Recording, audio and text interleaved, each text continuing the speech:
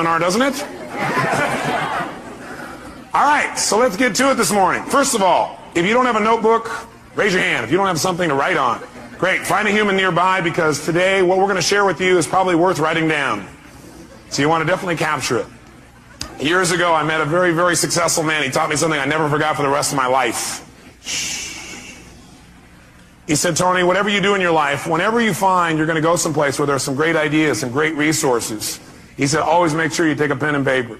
He said, because what you want to do is you want to be able to capture those ideas and cement them to paper so you can review them in the future. In fact, what he got me to do was to keep a journal. And I would highly encourage you, by the time you come to the next management session, or maybe even during a break today if you wanted to get yourself a hardbound journal. Hardbound journal meaning not a loose leaf. And you can get those in all kinds of stationery stores, some religious bookstores. And the bottom line is, if you keep a journal, you don't even write it every day, but when you get thoughts or ideas, you capture it there. You can't believe what'll happen. You'll start to accumulate a wealth of knowledge and ability and skills and resources that not only will help you, but you can help other people as well. I've been keeping journals myself now for about a dozen years. And I go back and review my life, and it has two real values, I think. One is, it gives you a chance to really see how much you've grown. Because how many of you have kids? I'm curious. How many of you have somebody come up and say, boy, your kid's really growing? You go, really? Because you're so close to them, you don't notice it as much. How many found that to be true? Guess what? It's even worse with yourself. Sometimes we don't give ourselves credit for the amount that we're growing, but I'll tell you one thing, if you keep a journal, it won't be hard to see how much you're growing. Because you'll see the kind of goals you had back then, the kind of things you thought back in those days, and you'll begin to see the evolution of your growth. Also, I personally believe that if life's worth living, it's worth recording. And it's an incredible gift to give to your children, because someday they get to know exactly how you were at different times in your life, and they get to learn your lessons without having to go through it. So I highly encourage you to do that, but as a very minimum, let's make sure we take notes. You guys ready to crank? Thanks. Let's do it. So this whole weekend is about connecting and communication. Really, it's about communication and relationship, how to make everything more worthwhile. And the technology that we're going to share with you this weekend has a unique name. We call it reality bridging. Reality bridging. I'm going to make you go into a deep trance trying to figure out what that means, right? We're going to clarify it for you. But reality bridging, it's the technology of vital communication and true freedom. Because what you're going to find is, you're going to find there's going to be a vitality in your communication when you start using the techniques we're going to teach you. And there's going to be a sense of absolute freedom, where you can share with somebody what your real feelings are and never ever offend them. They won't have to hear you and cry and feel bad, and you won't feel so bad either. We want to make sure that communication is vital, that you're always connecting, that you feel good when you're communicating, so does the person you're communicating with, and it produces results. That's our outcome. And to be able to do that without having to worry creates an unbelievable level of freedom for people. Because how many of you, be honest, have felt feelings at times and you were upset, but you didn't share it because you didn't know how, or you didn't share it because, well, you thought, well, maybe it's really about me, or you didn't share it because you didn't want to offend somebody even though you were mad or upset? How many have had that experience in the past? And when you don't share something, what happens when you just keep it inside and build it up? Yeah, it festers. Does it get better or worse? It gets a lot worse, and eventually what happens, then you blow up about something that could have been handled so much easier along the way. But then there's the other approach, which is you're looking for things on a regular basis to be able to give people feedback about. And some people develop that habit. Or you communicate in a way where basically you're communicating your feelings, like you're upset, but do you always have all the information? No. And so you're making a decision about how to feel based on false information. How many of you have ever gotten upset and later on felt a little dumb because you found out you were upset about something you really shouldn't have been upset about? So one philosophy says, keep it inside. The other philosophy says, well, get it out. Well, what if you get it out and then you find out you were wrong? By the way, do we like being wrong? No. So then what would we probably do? Justify, defend? Well, yeah, I didn't know that, but if you've done that before. Right? And that does not make a relationship work. Plus, that person gets upset. It's kind of like, anybody ever come up to you and say, why are you upset? And you go, I'm not upset. You go, no, yeah, you are. You go, no, I'm not. Yes, you are. Well, I'm getting upset. Okay, that also happens unless we're really clear. So what we're really going to do is we're going to start our whole basis of studying of communication to remember one thing, and write this in your notes if you would, and that is the quality of your life is directly related to the quality of your communication. The quality of your life is the quality of your communication, period. The quality of your life is the quality of your communication. Now, pretty basic idea, nothing earth-shattering, but I'm here to tell you that's your entire life comes down to this. The quality of your entire life comes down to the quality of how you communicate. With whom? No. With whom first do you think determines how you... That's right. The quality of your life starts with the quality of how you communicate to yourself. That's where it all starts. How you feel is not based on the environment. Is it based, like how you feel, is that determined based on like whether or not you have lots of money? Yes or no? I think a little mixed reaction on that one. They go, well, no, it's not. No, absolutely not. No. How's that for incongruent communication from a lot of you, right? Okay, some of you have a little mixed feelings about this, don't you? But let me ask you a question. How many of you know somebody who has tons of money and is still not happy? Interesting. How many of you know somebody who doesn't have any money at all but seems to be very happy? So does money determine your happiness, yes or no? How many know if you had lots of money, though, you'd be happy, you're different? Okay. If I had your money, I'd be happy, no problem. Give me your money and we'll try, okay? People say money can't buy happiness, don't know where to shop. Now, see, that's not going to do it, is it? It's not the money, it's how you communicate to yourself about money, your lack of it, or the abundance you think you have. By the way, can people have an abundance but communicate to themselves that they're still in scarcity, yes or no? Yes. Absolutely. So money doesn't do it. Is how you feel determined by whether or not the weather is good? Yes. Oh, really? Are there people in freezing weather who are very happy, yes or no? Are there people in hot weather that are very happy, yes or no? Are there people that are in either one of those weathers in the opposite degree that have opposite feelings? Has that transferred you out yet? Yes. See, the weather doesn't determine it. Is it, whether you're happy or not, determined by whether or not other people say they love you? You go, yes, but it shouldn't. So you sit there and should all over yourself, huh? Okay. Okay. You're right, it probably shouldn't, but a lot of us connect that real directly. But I got a question for you. Somebody comes up to you and they tell you, I love you. Or they come up and they hug you, or they look at you that certain special way.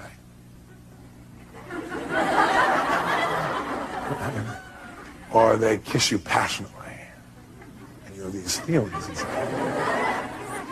You begin to come to attention, gentlemen.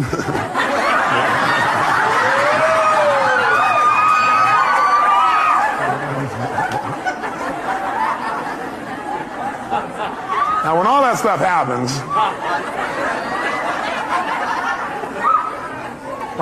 happens, my question for you is, what made all that happen?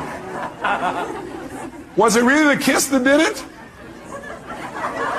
Oh, yes, sure. No, I don't think so. If that's true, kissing your dog would get you excited. It wasn't a kiss. It was the meaning you associated to that particular moment when tissue touched tissue in that unique way. That's really it, isn't it? It isn't actually... Yes!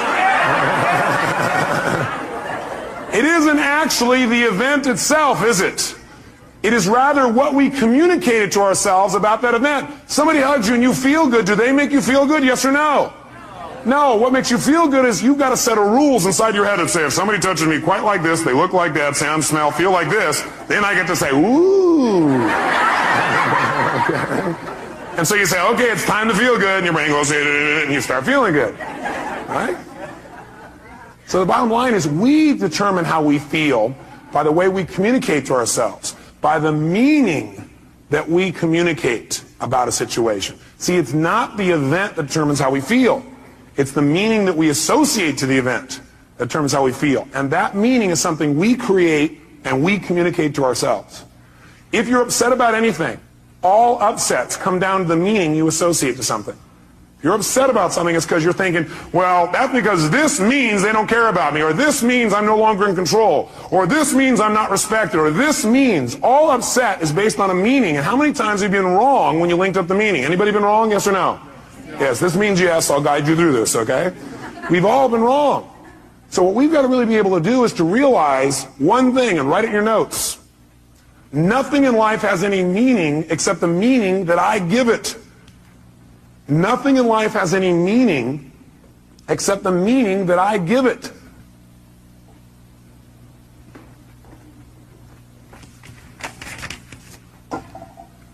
Nothing in life has any meaning except the meaning that I give it. You're the one that puts the label on what things mean. And the last time you were with me, I gave you a phrase when we talked about transformational vocabulary.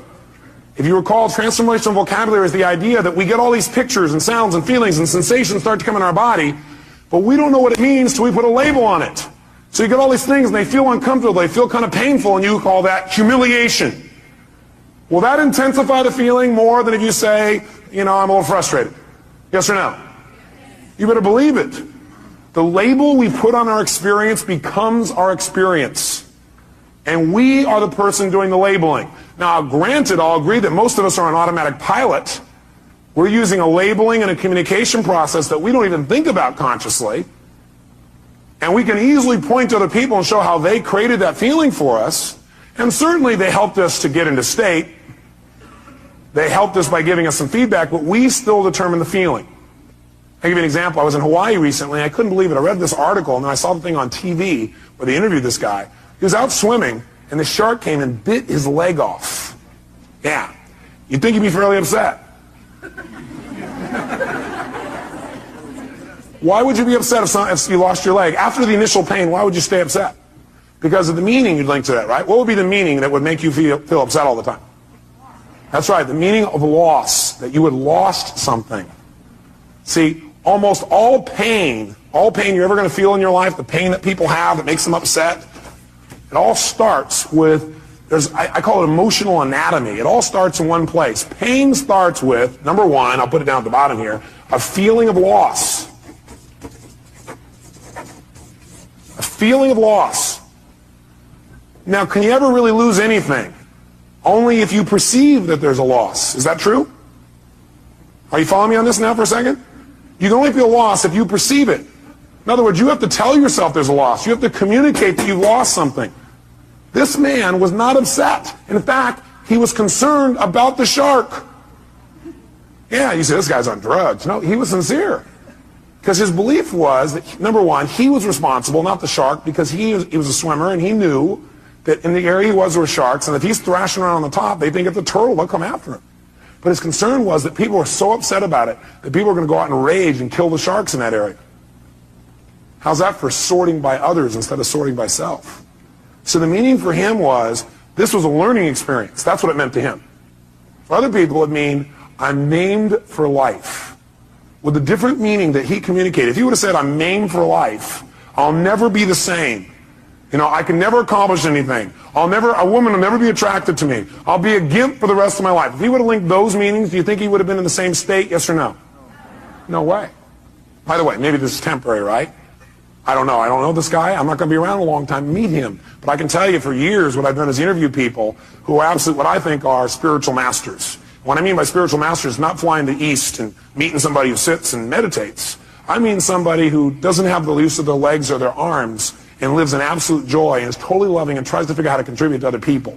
To me, that's a spiritual master. And I'll tell you what, there's tons of them. And they're my friends now because I go to learn from them. You know what I find out? They have developed belief systems that have helped them to interpret human behavior in a way that causes them not to be upset. Because no matter what happens, they finally figured out something. If you want to succeed in life, figure out how it works and then do it that way, not the way you think it should be. See, what most of us do is we run around in life with all these rules about how life should be, about how you should be, about he should be, how doctors should be, how staff should be, how patients should be. But you know how they're going to be? How they really are. Not how you want them to be. And then every time they don't meet your criteria, rah, you communicate to yourself, it's time to be annoyed. Or maybe a more intense word. Is that true? When you have an upset of any sort, you're feeling some negative emotion, it always comes down to really you have a feeling of what? Loss. But do you ever really lose? No, you don't ever lose anything. It just changes form. Hey, nothing in the entire universe ever disappears. Nothing.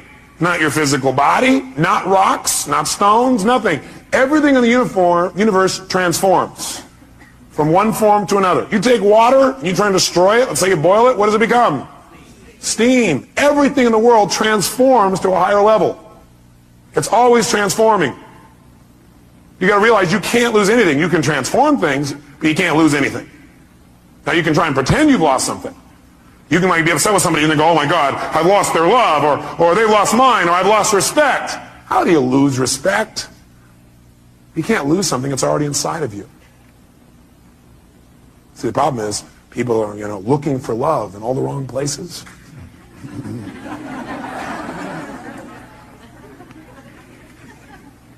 Love is not something you have to go looking for when it's where you come from. A friend of mine said that, Michael Hadley. I thought, wow, what a great thing to remember. Love is not something you have to go looking for when it's where you come from. So you can't lose something. Everything you thought you'd lose is already inside of you. See, if you won't feel respect, it's because you aren't choosing to focus on being respected. You're not communicating to yourself you should be respected. What if I said something to you, and I said it in a way that made you feel disrespected? It made you feel disrespected, or you took what I said, managed to interpret it, represent to yourself, and communicate to yourself that my saying it in that tone of voice means I don't respect you, therefore you can't have these feelings. Does that make any sense? No. Do we do it all the time? Yes. Do we want to continue to do it? No. Okay? We want to change that. You can't ever lose anything. Now you can perceive you've lost something. And by the way, do some people who've not lost a limb, not lost their eyesight, not lost anything, feel like they've lost over little stupid things, yes or no? Some people feel lost about something they never even had in the first place. Like they had this goal and it didn't happen. And then they go, shh, I lost my goal. You never had it. Or they have this expectation. Most upsets are about expectations that aren't met. Isn't that true? You expect somebody to do something. You expected yourself to do something. You expected life to do something. You expected the weather to be a certain way, and it didn't happen. You go, oh, I lost out. How could you lose out on something you never had? You must have been very confused. So you can't lose. But if you want to feel bad, what you have to do is have the illusion of loss. Create the illusion of loss. That's all you have to do to feel bad. So I'll guide you on how to feel bad. Step one, feel bad. Create the illusion of loss. I want you to make sure you take notes. The next time you want to feel bad, you know what to do. Okay? Now, after the illusion of loss, what that usually does is that creates a second major emotion in the anatomy of human emotion, and that is feeling of hurt. Feel hurt. And usually what happens is people don't notice the loss thing. They notice they feel hurt. If they're sensitive. Because this stuff happens pretty fast, doesn't it? Like we've forgotten it's loss. All we know is we feel hurt. Anytime somebody feels hurt, what it really is, they have a sense of loss about something. They lost out on their expectation. They lost out on what they thought they had. They think they've lost out on something else. They think they're missing out. They think something has changed. They think they're losing something. And they feel bad. They feel hurt. How many have felt hurt in a personal relationship? Great. Tell me, raise your hand and tell me, what did you feel hurt about? Give me an example. Yes, sir. You felt hurt about dishonesty, meaning you felt this person had been dishonest with you. Now, are we absolutely certain that this person was dishonest, that he felt that was dishonest? Yes or no? Is it possible this person was not dishonest, but rather he interpreted their behavior as dishonest? Yes or no? Yes or no? Yes. I had a conversation with my mom not long ago. I couldn't even believe it. She was like all hurt. She said, I'm really, and she went to the next level. I might as well tell you what it is. Most people, by the way, don't stay in hurt. They manage to immediately amp up into anger. Is that true? That's right, and that's the third emotion. So if you're angry, what you really are is what? Hurt, which means you really just have a sense of what? That's really it. So my mom was upset. I was like, what are you upset with me about? I mean, what did I do? She goes, well, she does flowers for seminars. And she asked me if I would contact this hotel and have the hotel like use her services. And I said I'd be willing to, but I don't think they do that. I mean, they never do it for us. Well, she talked to somebody else, and that somebody else told her that the hotel does it all the time, and they contract with somebody else, so your son must not really care about you. Now, she was also in a very stressful state. Does the state we're in just our normal life affect the way we interpret meaning? Yeah, she was stressed about a bunch of other things, so while she's in a stressful state, somebody said this to her, and she went, oh, my son, he just thinks I'm a pain in the butt. He just wants to get rid of me. He must be ashamed of my work. He must not like my flowers. She created all this wonderful stuff. Can we create all kinds of shit in our head? How many are good at creating shit in your head? Okay. All right. Good. I am too. We all are. I'm not picking on my mom, trust me. Oh boy, it's on video. Now I'm really in deep shit. She taught me everything I know. did teach me a good deal of what I know. Gave me a great foundation for my life. Point is, though, seriously, is she's all upset, and she thought that I had lied to her. Now, first of all, when she said I had lied to her, what do you think happened to me? Like, me, honesty is one of my highest values. I'm probably too honest. I tell people everything. Right? What? Right? The fact that she questioned my honesty. How many of you, somebody questioned your honesty and you know you're honest?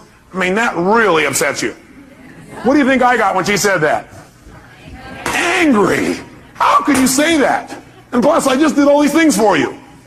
And I started remembering all the stuff I was doing for her, and I said, I have never lied to you in my life. Well, maybe when I was a little kid, but not since then.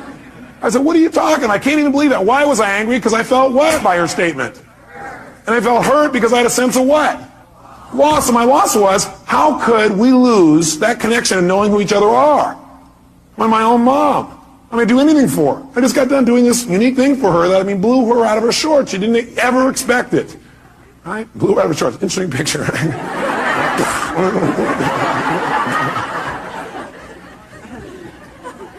And so, you know, what happened, though, is I realized that if I responded to her in a state of anger, will that probably work? No, it didn't work. So I realized I needed to change my state. And I asked myself a question that helped me a lot. The question I ask is, what's probably going on with her that makes her treat me this way, or treat people this way, or respond this way? Instead of, how dare she? Why? How can she treat me this way after I've done so much for her, which would do what? Make you more what? Upset. Different question I asked, I wonder what's going on with her that's making her respond this way. I wonder what she's stressed about. And I asked her, and she told me, she apologized, and just dropped right away. I'm here to tell you a belief I want you to remember for the rest of your life, that if all you do is remember this out of the whole weekend and really remember it at the right times, it'll change the way you communicate with other human beings. And the belief is this: then in any communication with another human being where you get a response from someone, in any communication with another human being and you get a response from someone, that response is either a loving response or a cry for help. In any communication that you have with another human being, where they give you some kind of response, they respond to you in some way, and that communication is either a loving response or a cry for help. That's it. Those are the only two kinds of responses. So one more time. In any communication with another human being, and they respond to you, they communicate to you, they react to you, they respond to you, that reaction, that response, I don't care what it looks like on the outside or what it seems like, it's either a loving response or a cry for help. Which one do you think my mom was doing in this situation? Was that a loving response or a cry for help? It was a cry for help, and the help is saying, I'm feeling what? Hurt because I have a sense of what? It may not be true, but that's what I feel. And that person's a cry for help. Now, how do most people respond to a cry for help? With another cry for help. Is that true? How did I first start to respond to my mom? She's angry with me. She doesn't have a right to be angry. How could she do this to me? What's going on? I get angry back. So I respond with a cry for help. How dare you? How can you say this to me? Don't pull this crap on me. Look what I do for you. What kind of crap is this? Interesting. So when two people are yelling at each other, crying for help back and forth, who gets help? Nobody. So you know what happens? The anger doesn't stop. What happens is the anger goes one place. Either it starts going out to other people and becomes resentment, which builds. And that resentment may be expressed or not expressed. Usually resentment is expressed non-verbally to other people. And some people do it by taking their resentment and they express it by what they call confrontation. And they actually feel good about it. They say, I'm not one of those people who keeps it inside. I confront people, little bastards. That'll really build a quality communication, won't it? I confront, I don't keep it inside. I'll tell you what's wrong. Yesterday when you did this and this and this, made me feel this way. I request in the future you change. Everybody try this. You know what? That doesn't work. It can work. Anything can work. The tone of voice you use is going to play a bigger role than what you say. How many would agree? Your facial expression is going to play a bigger role than what you say. How many agree? And somebody else can sit there and listen to you and say, yes, I'll abide by your request, but inside they're going, no. Okay, that's not communication. That's not quality communication. We want to change and enhance our format. The other thing we can do is when we feel anger, instead of resenting and confronting, we can just keep it inside. If we keep it inside, usually what it becomes is depression. People are depressed, they don't even know why. The reason people are depressed, they feel like they're not in control. Like things are happening they're not in control of. They're not able to communicate and get control of their life. A lot of times depression is directly related to the fact they kept this anger inside and these upsets, and they haven't expressed them, they become depressed. How many can relate to this? Not you, but other people you've seen in real life. I thought so. So the bottom line is, what we've got to do when somebody responds to us with a cry for help is give them what kind of a response? Which of the two responses should we give somebody when they give us a cry for help? A loving response. Is that always easy to do? No. What it requires is you to remember that no matter what it looks like, they're just really crying for help. Somebody's angry! How dare you do this to me? You go, how dare you do this to me? You guys are crying at each other. How dare you do this to me? You should go, you should picture that. How dare you do this to me? You son of a... Why do you always... And you come back and go, I hear you. I appreciate you. I love you. That's not my intent. How can we make this work? I'm willing to make it work. Thanks for sharing your real feelings with me. Let's do it. What do we need to do to make it work? How can we make you feel better? Because I'm committed to that. Well, you're there. I know. How can I make you feel better? How can I make you feel better?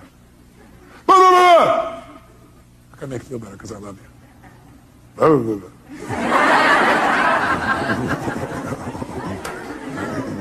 How can I make you feel better? I'm willing to do it. What is it going to take? How can I feel it? What will it take? Let's do it right now.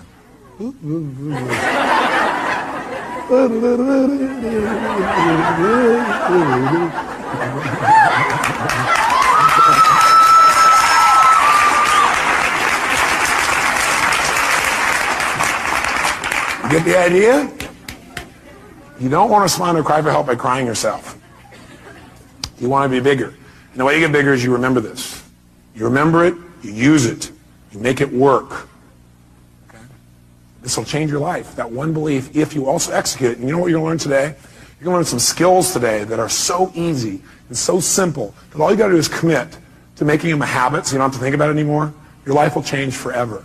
Your personal life, the way you communicate to yourself, your practice, your team, and most of you are already so bonded, you're incredible. But is there always a deeper level that we could pursue, yes or no?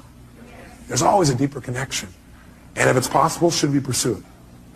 Yeah, why not have more ecstasy? Why not be closer? Why not be more loving? Why not be more connected? Why not do more? Why not create more? Why not make it happen? Why not? Why not us? Why not now? That's what we're going to do today. So get the feeling for what it is. It all comes down to meaning. We change the meaning, we change it all. I'll give you an example too. When I was on my first book tour, this woman calls me up on the phone, right, on the radio, and I love doing the radio responses. I love like real fast, help people. So this woman calls up and she goes, Mr. Robbins, she goes, I've tried everything. I'm so upset. I'm depressed all the time. I've been depressed now for 7 years. I said, gosh, how have you accomplished that? She goes, what? I said, how have you accomplished that? I mean, that's pretty amazing.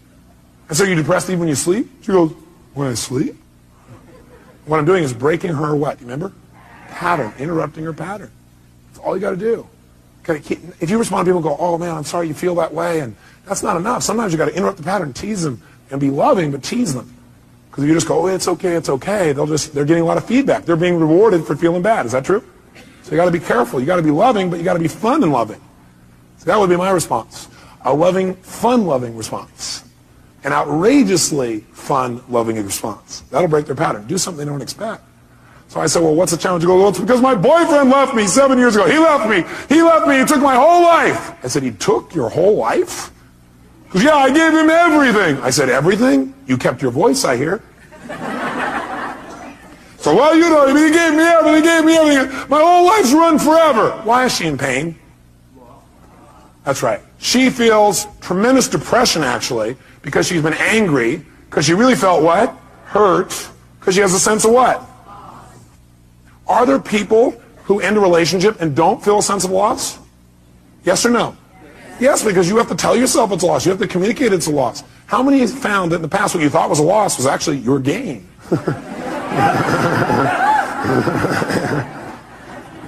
But when you thought it was a loss, how did you feel?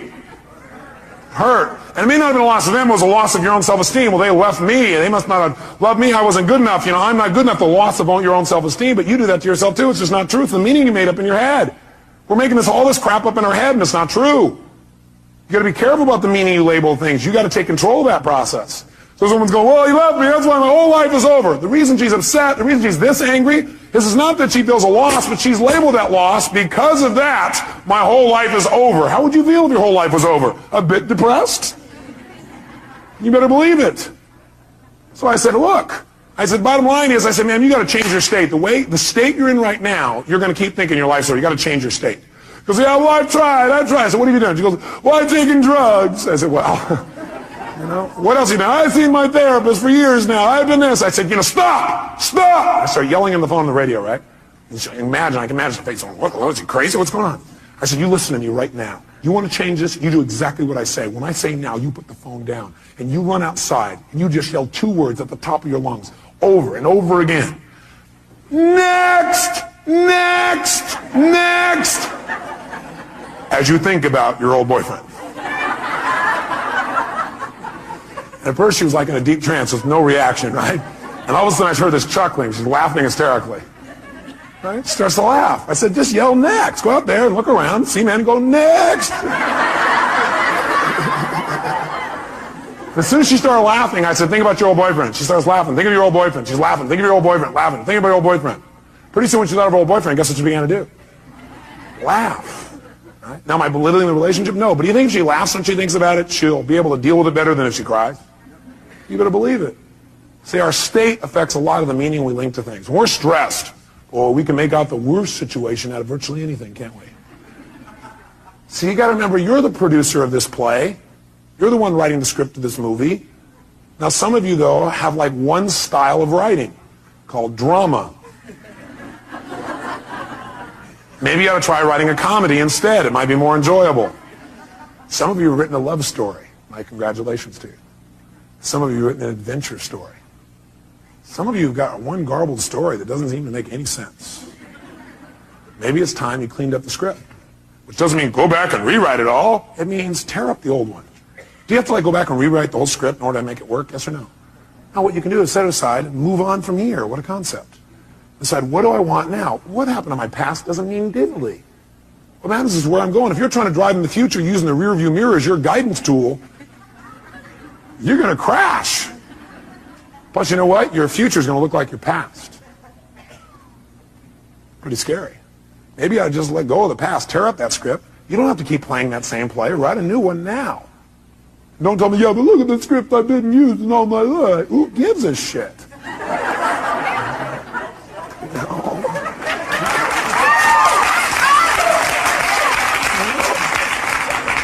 Put it in the circular file and write a new one.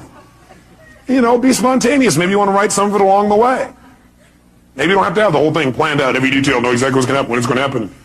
And then you won't be so upset when it doesn't go the way you wrote the first version of the script. Called your expectations in your head.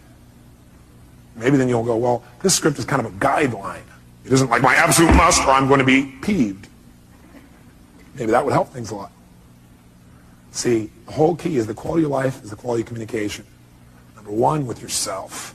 Because nothing has any meaning except the meaning you give it. And the meaning you give it is going to determine how you feel. How you feel is going to determine what you do, and what you do is going to shape your destiny.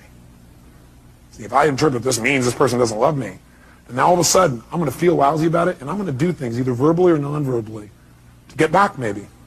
Or, at the very worst, I'll withhold my emotions because I don't want to be hurt again. And does that withholding make my relationship better, yes or no? No, and now all of a sudden we start to drift apart.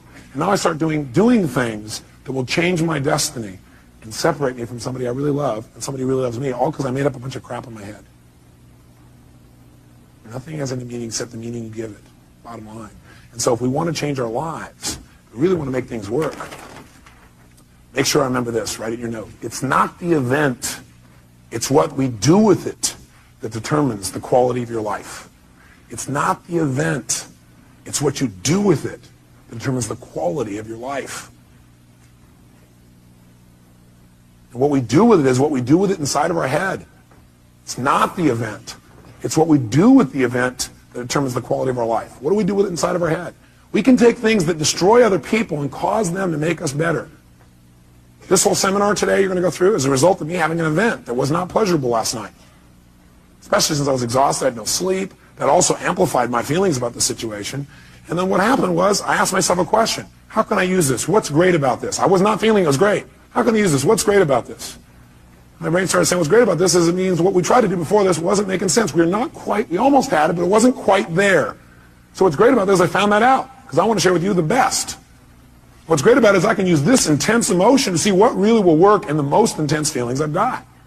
Wow, what a great deal. See, it's not the event, it's what you do with it. And remember, the meaning you associate or assign to something, the meaning you associate, in parentheses, or assign to something, determines how you feel and what you do. So the meaning you associate or that you assign to something determines how you feel and what you do throughout your life. Determines how you feel and what you do throughout your life. Bless you. The problem is, are you communicating to yourself in a way that's empowering or disempowering? And what would you say a good deal of time it is, probably, if you're not totally happy? Disempowering. So the problem is not the event. The problem is the meaning that you're associating to things that's affecting your actions throughout your whole life, determining your destiny, is probably disempowering a good deal of the time. If you're not happy. If you're happy, you're probably assigning a lot of empowering meanings, aren't you? You've come up with some core beliefs and ways of looking at the world that really help you. Help you to evaluate things in a way where you're really in charge or you're not in reaction. So if we want to really take control then, we got to remember what I've already said. Nothing in life has any meaning except the meaning that we give it. So for example, the doctor raises his voice, says, please give me this. Or maybe he doesn't say please, he says, get me this. He doesn't say the word please. What does that mean? Scumbag doctor, that's what it means. It means he doesn't respect you, right? It means he doesn't care about you, right? Isn't that what it means? If you're upset, that's what the meaning you've attached to it is. How many would agree? What else could it mean? He's angry. If he's angry, or he's stressed, or he's frustrated, does that give him a right to snap at you, yes or no? No way. We're not making him right. We just want to know what it really means first. Does that make sense? How many of you have ever screwed up? Can I see a show of hands? How many of you have ever snapped at somebody and had nothing to do with them? It was just your state. You were so stressed about something else. How many have done this even with people you totally love, like your children? Everybody together, ready? I'll try it again. Very nice. Just think about that. Now, when the doctor does that, instead of going, he has no right to do that, you're right, he has no right to do it. You're absolutely right. And you need to help him so he doesn't do that anymore. You need to help him, not make him wrong. If you make him wrong, is that going to enroll him in not doing this again, yes or no? Doctor, when all of a sudden you keep asking your staff and they don't deliver something you need, does that mean they're incompetent? Mean they don't care? Mean they're not as committed as you? You're working to the bone, you don't have any time? You're not even getting paid, they're getting paid, they must not care about you. Is that what it means? No. What might it mean? They're overloaded, they're overworked. You beat them to a pulp. They don't want to talk to you because you've been real mean and hard to be around. They're trying to avoid you and stay out of your way because they're afraid they're going to set you off.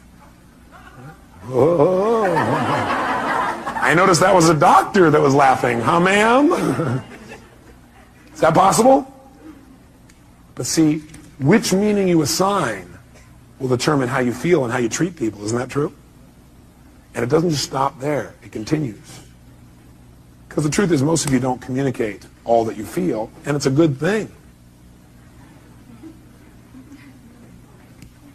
Because words spoken in a moment of anger, some words like that are never forgotten. Now, that's not true. You can forget them, but people think, I'll never forget that. They keep telling them, I'll never forget that. I'll never forget that. I'll never, never. I will not forget that. And they work real hard to remember it. But how many of you have forgotten your own home telephone number, address, or how to spell the word the? So you can forget, can't you? Yes. Actually, forgetting is a very useful tool. I may want to teach you before the weekend's up the power of forgetting. Not forgiving, forgetting. Ready?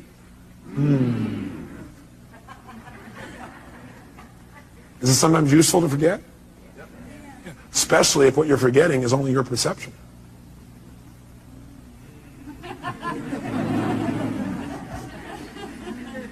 especially since your memories are nothing but myths anyway. Because if you ask my mother, I bet she'd have a different story. True? That's right. See, the bottom line in life then is we've got to make sure that we assign a meaning that empowers and doesn't disempower. By the way, we don't really know for sure what the meaning is unless we ask. By the way, do we always have to ask? No. Sometimes we can hallucinate that people are coming from the best place. How often would it be useful to hallucinate that people are really coming from positive intention? Yes. See, if you question my behavior, I can probably deal with that. But if you question my intention, that is going to really hurt me. Because I'm going to go, don't we have a relationship? Don't you know who I am? But that's probably not how I'm going to respond. I'll probably respond with a cry for help by being pissed off that you could ever question my integrity or my intent or whether I care about you. I mean, how can you do that after all I've done for you? And then people start justifying and noticing all the things they've done for you. Then they get really even more mad, amped out. Is that true? Okay. So what we've got to really do is we've got to say, okay, I don't know what the meaning is. I'm not sure what the meaning is. But I'm sure that the intent is positive. The person's either stressed or something else, but I know who they are. I remember who this person really is. The moment doesn't matter. This too shall pass. Is that true? Unless I decide to try and hang on to it, not let it pass. Have you ever tried not to let something pass? It gets to be painful after a few days.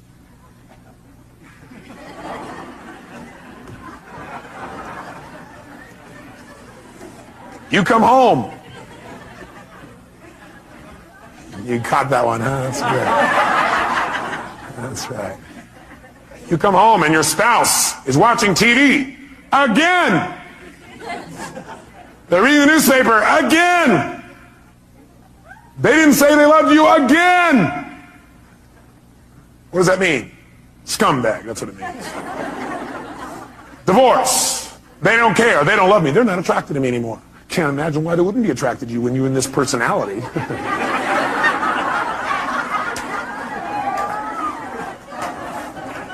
Probably looks at other men, looks at other women. Can't imagine why when they get to come home to seeing you in this unique state.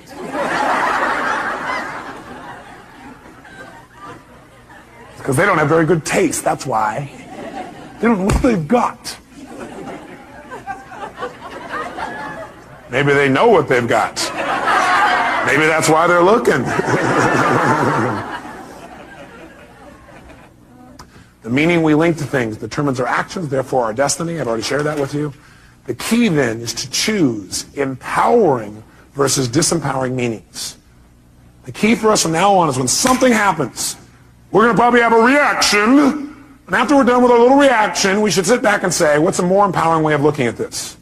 What might be a more empowering way of looking at this? What else could this mean? Because I choose the empowering one. I may be wrong. Is it possible the person really is a scumbag? I guess anything's possible. But it probably won't empower you to look at them that way. Because people tend to be whatever you make them. You might want to write that down. People tend to be whatever you make them. Pretty important frame. And I want you to remember this. Write this in your notes. Whatever you look for, you will find. Whatever you look for, you will find. Whatever you look for, you're going to get. And by the way we look for things is we ask questions about people, about our life, about ourselves. That's how you look for things. The way you direct what you focus on is ask a question. Very quickly, look around this room as fast as you can. I want you to notice everything in this room that's brown. Quick, everything that's brown, brown. Clothing, people's hair, floors, anything brown, brown, brown. Only brown, brown, brown, brown, brown, brown, brown. Close your eyes. With your eyes closed now, tell me everything in this room that's red. Raise your hand if you see a lot more brown in your head than you see red. Raise your hand. Open your eyes. Look for red now. See everything you see in this room that's red. Red, red, red. Anywhere you can see it. Clothing, people. Anywhere you see red, red, red, red, red. Look around. Red, red, red. How many see a lot more red now? Raise your hand. Guess what? You get what you look for. And I got you to look for it by asking a question. That's also how you get yourself to look for things, by asking a question. Like, what's wrong with this person? And you know what? If you look, you'll find what's wrong. There's wrong. Look, there's what's wrong with them. Why are they such a scumbag? You say, okay, why? All right, here's one reason, here's another, here's another. How come I can never succeed? Well, let's see here. You look inside, you say, oh, yeah, these suspenders aren't the right level. Yeah, this here, yeah, my childhood, yeah, I got all the reasons. We get what we look for. Can you find somebody who's horrible, and could you find something good in them if you look for it? Yes or no? Yeah, because you're the one that determines whether it's good or not anyway. Isn't that true? Could you find something good in Saddam Hussein if you wanted to? I'm not saying we should. Right? If you wanted to, could you? Do certain people think he's good? Yeah. People say, hey, he's gotten back our land. I don't necessarily agree. But you don't have to agree to be able to appreciate. Is there a difference? Yeah. You can appreciate somebody's view even if you don't agree with it. You can appreciate that for them that's true. You can appreciate that they have a different reality than you have about something. Most of us think we all have to share the same perceived reality. I'm sure we share the same physical reality, but physical reality is not what most of us experience. We experience a perceived reality we've made up in our head. Isn't that true? And so do you remember what the title of this technology is? Bridging realities. What we're going to want to do is build a bridge between our reality and somebody else's so that we can connect and have a relationship. We don't have to make them live in our reality. We don't have to hold our reality as though absolute. We can create a bridge. And by having that bridge, we can exchange information between our two cities, our two communities of emotion, our two communities of understanding. We can create a connection. We're no longer separate. We're connected. And we can share. We can have our own identity and feeling. We can also connect and share. There's no limit. We can do it at any moment. All we have to do is choose to cross the bridge. That's all we got to do. Bridge the reality. And we're going to show you how to do that with people for the rest of your life. It'll change your life like few things you've ever learned in your life. It'll be so simple, it'll be a joke. But it starts with this basic philosophical understanding that the way you feel is based on the meaning you give things. You are the one giving the meaning no matter what, even though it feels like somebody else. And the question is, are you doing an empowering meaning or a disempowering meaning? And if you say, yeah, but look, I got proof. I got proof that what I'm saying is true. Do you want to be in right, or do you want to be in relationship? Do you want to be right, or do you want to be in love?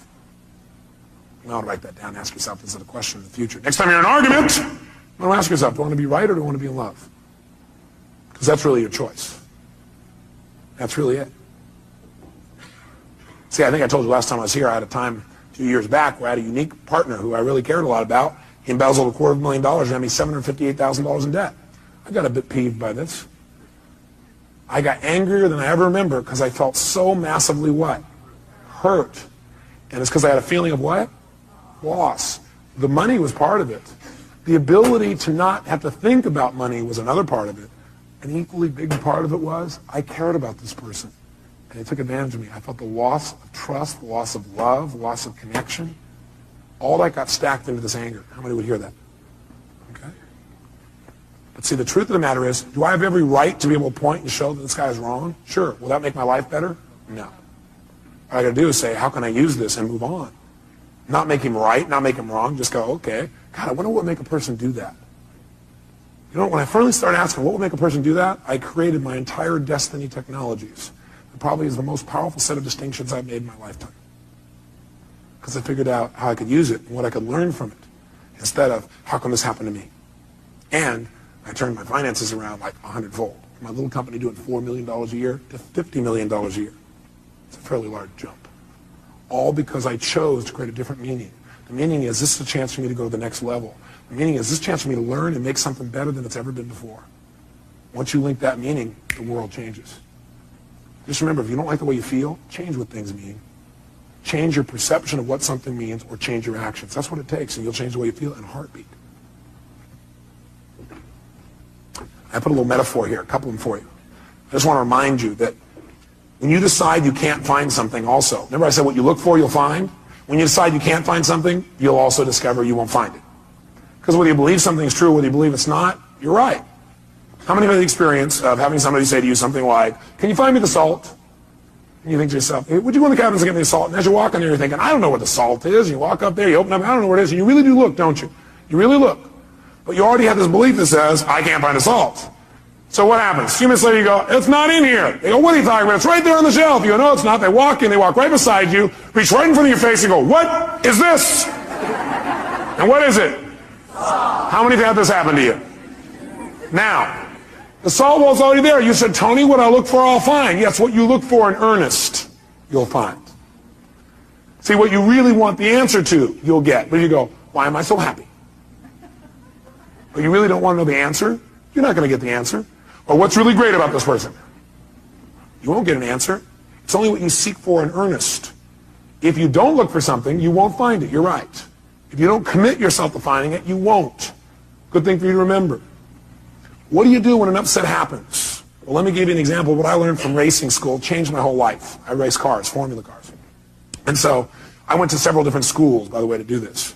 And I'll never forget, in my first school, the first thing they really taught us at this one school for racing is they said, the first thing you got to do is you got to know how to recover. You got to know how to recover before anything else. How to drive a car, you guys know how to do. How to go forward, you know how to do that. What you got to do is learn how to recover when you hit the skids in the road. Because if you don't know how to do that, your racing career is going to be rather short or rather painful. And most of you are trying to race through life. And a lot of you are having a rather painful time because you don't recover very well. Or you recover, but in the process of recovering, you smash in everybody else's car along the way. And that makes the next trip around a little resentful for the people. They see you coming by, they kind of avoid you a little bit, going, I'm not getting too close to this doctor, this staff member, this person, this accountant, this secretary, this telephone person, the person around the calendar. I'm not doing that. Because if I do, they're going to smash me up too in the process of them trying to recover. So what they do is they put you in a skid car where they make you go through the process of about to crash, where they knock you off track. And what it is the skid car, they've got a little computer. And they fire off this computer, and what it does, it has a little lift, and it lifts one of your wheels, and you never know which direction or when. So you're screaming around the track, screaming, screaming, screaming, screaming, and you're not doing full speed, like 140 miles an hour. They start you a little slower, like we're doing this morning. And you go about 60, 70 miles an hour. But 60, 70 miles an hour on a track is pretty intense, and you're going right for a wall, and all of a sudden, you start to skid out of control. And what they tell you in advance is that what you got to do is when you start to skid out of control, there's only one key. Look where you want to go. Focus on where you want to go. Do not focus on what you're afraid of. Now, what do people do in life? We focus on what we fear, and we get more of whatever we focus on. That's what they tell you there. They say, look, whatever you focus on, that's where you're going to go. Whatever you focus on, you're going to get more of. You focus on the wall, you're going to get a lot of wall. Real fast, you're going to crash. What you immediately got to do is focus on what you want. Not where you think you're going, not where you think you are. If you're not where you want to be, if you're not where you're wanting to go, focus on where you want to go. Immediately, don't hesitate. They said, now what you're going to have to do is when you do this, it won't feel like it's working at first, because you'll still feel like you're going into the wall. Because what happens, you have so much momentum in that direction that even when you focus on where you want to go, there'll still be a little bit of momentum in that direction, and there'll be a little bit of a lag time before the car turns. So don't, because you don't see any turning, turn back and look, because you do, you're going to go right there and crash. Keep there. You have to use that F word. What is it? Faith. So what happens is you turn, you're going in, and what does most people do? First of all, most people don't even turn. What do I do the first time? I'm screaming along, all of a sudden I start going to control and go, ah! I'm looking right at the wall. My instructor, the last minute saves my life by grabbing my head and going, and pulling my head physically in the direction I should be looking, which is directly 90 degrees opposite of where I was going, right? I'm heading for the wall. That's where I need to look. So we're all about to crash, and it goes like this, and I'm pulling my head over here, and all of a sudden I'm going, oh, and I want to look back, oh, when are we going to, oh? And the last second it turned away. And I went, oh my God, my heart's beating out of me. I said, maybe I should try a different sport. I thought, now this is a good metaphor for life, so let me do it again. So I go out there, and you never know when they're going to do it. You're going. And all of a sudden, I'm starting to love racing again, racing. All of a sudden, I started to go, and you know what I did? Boom! I pulled my head. I'm like pulling my head in this direction because I keep wanting to go this way. And look at what it is, pulling. And I'm waiting, and sure enough, the car turns just in time. And after a while, you know what you do? Something happens, you notice what it is. You don't stare at what it is. You don't figure out what it is. You don't go, that's a wall. Smacking that. What will it be like to smack that? Ooh, if I smack that, my body will go here. My head will go there. No, what happens is, you see the wall, you know what it is. You only acknowledge the problem long enough to know what it is, and then move on. Know what it is, boom, focus on where I want to go. The minute I can identify what it is, and that's not where I want to go, boom, so I'm heading for it, boom, in the car, and it's like, now you just, boom, you get off it so fast. Focus on what you want, and you'll get more of it. Focus on what you fear, and you'll get more of that. Focus on what you want, and you'll get more of it. Focus on what you fear, and you'll get more of that. Bottom line is, almost everybody in life focuses on what they fear, and that's why they get more of what they don't want. Right? Well, yeah, but what if this happens? What if that happens? If you keep asking, what if this happens, what if that happens, I guarantee you're going to crash. It's only a matter of time. Instead, you got to say, well, what if this happens? What I want. What will happen when I make this happen? What I want. And the more you focus on that, the more of an experience you'll have of what it is that you want in your life, and you'll get it right away. Now, here's the problem. You got to still hang on to your F. What is it? Faith. You know what faith is? Faith is understanding the seasons of life. Life comes in seasons, doesn't it? It's not always the same, but it's still predictable as a whole. How many of you are surprised when winter comes? Can I see a show of hands? No, you wouldn't be surprised. You don't be surprised when winter comes. And are there emotional winters, yes or no? You better believe there are. Are there times when you try to communicate well, it doesn't work? Are there times in the office where it feels a little frigid, a little cold? And that's not just the air conditioning. What happens during a winter? You break out a fire and warm each other up. See, some people freeze to death in the winter. Other people ski. The meaning of winter is whatever you do with it. Isn't that true? There's nothing wrong with winter. What if it was always summer? You go, oh, that'd be great. Oh, yeah? I think you get bored with summer. Plus, you probably get burned. Now, some people get burned in the summer. Some people get tan. Some people swim. Some people go on vacation. Springtime's a great time, too. You get to plant. Fall, you get to reap. You know what happens to some people in life? What some people do is they say, okay, I'm doing what you said, Robbins, I turn, I focus, but it's not working. You're still in lag time. God's delays are not God's denials. God's delays are not God's denials.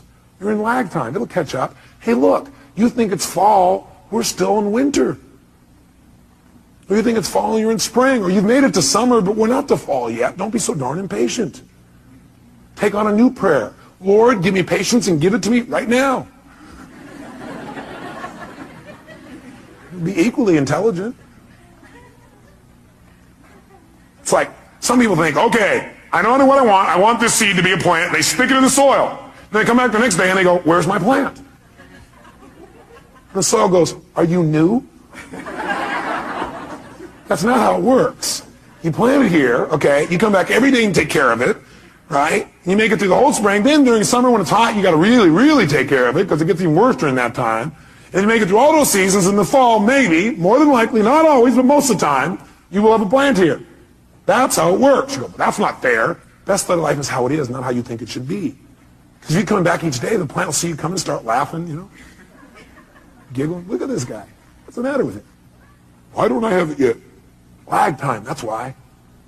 Don't make yourself wrong because you're doing the right things and you don't see the results yet. It takes time. Most people completely overestimate what can be done in a year and underestimate what can be done in a decade.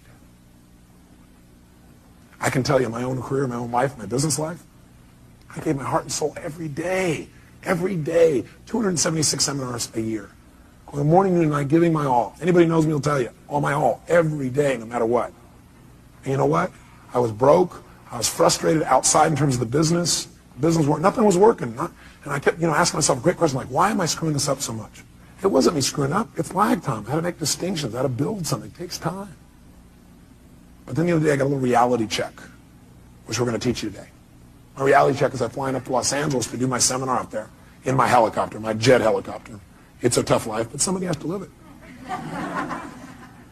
So I don't have to drive for 3 hours. I jump in my helicopter. I'm there in 35 minutes. And plus, I go down and dive down by the dolphins in the water and lift back up and play. It's like having your own roller coaster. And I'm flying over this area where I used to work in Glendale, California. I worked there as a janitor. I drove my 1960 Volkswagen that literally broke down the freeway one day because the wheel fell off. I worked in the middle of the night so I could still go to school.